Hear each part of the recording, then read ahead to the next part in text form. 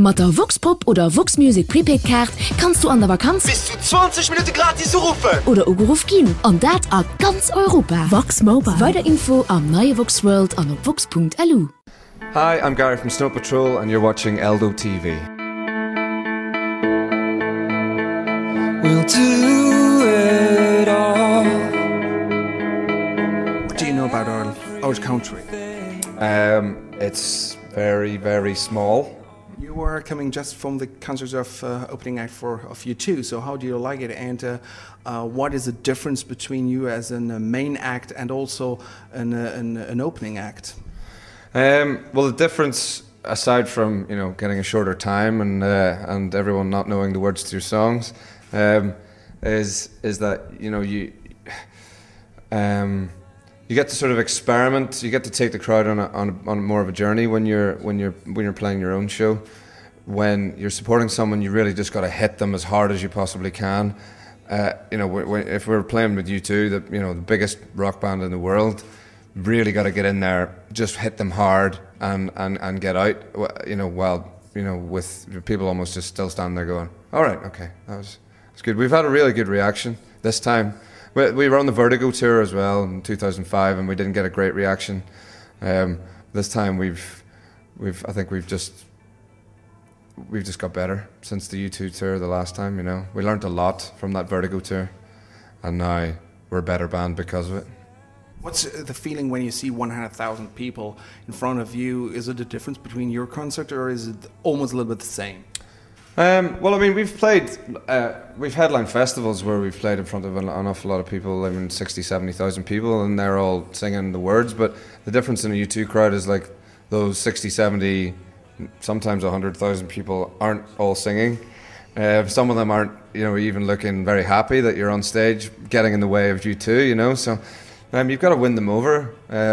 That's the difference, It's also our job to warm the crowd up in that situation. You can't have too much of an ego about it, because if you go in there with too much of an ego, then you're going to be very disappointed. What are you doing with all these sexy gifts with the bras you receive on stage? What are you doing? Are they collecting them? Yeah, we've actually.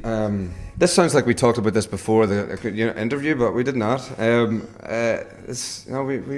was a spate of like a few months where the people would throw their bras and underpants on stage, and then guys started throwing their pants on stage as kind of like a joke, because we get like half women, half men, and I think once it sort of word went round that there was this spate of women throwing their bras on stage, it was like the guys then sort of got in on what was then a joke by throwing like men's pants on stage, and then it just started to get weird and creepy, and I think we burnt the men's pants, and I think our crew probably took the bras. It's a dream of musicians that the songs will be used in movies and series, and the chance and luck to that the songs have been played in Spider-Man 3 and Emergency Room. So what does a musician have to do? What have you done that the music has been played there?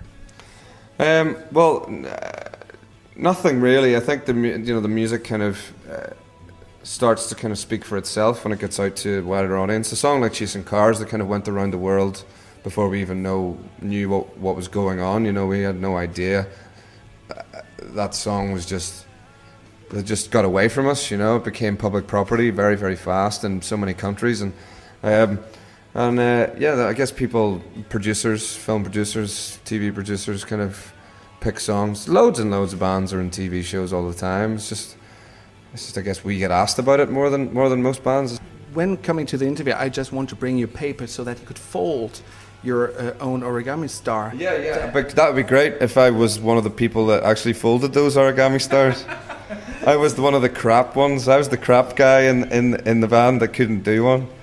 So we got origami. That's why we got the idea of the origami stuff, because Garrett, our producer, got all these sets of origami, and we get loads of games and loads of sort of things that could have, just in between takes, we would just do something that was completely different to the music, and just to kind of put our brains somewhere else so that we would stop thinking about it completely. So origami was one of the things. So that's where the idea came for the album cover. You said that you wanted to be a journalist. Now pretend being now a journalist. What question would you ask yourself? Oh, you see, I know all my deepest, darkest secrets, though. I mean, that's an unfair thing.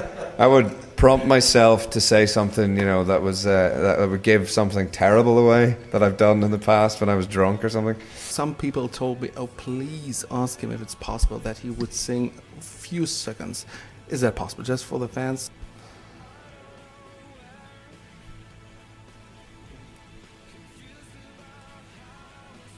That was a really quiet introduction to one of our songs.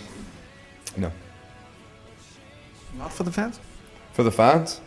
Not for you. I'm going to do it away from you. This is for Neil. If I lay here, if I just lay here. That was for Neil Mather, and the fans from Luxembourg. Just forget the world.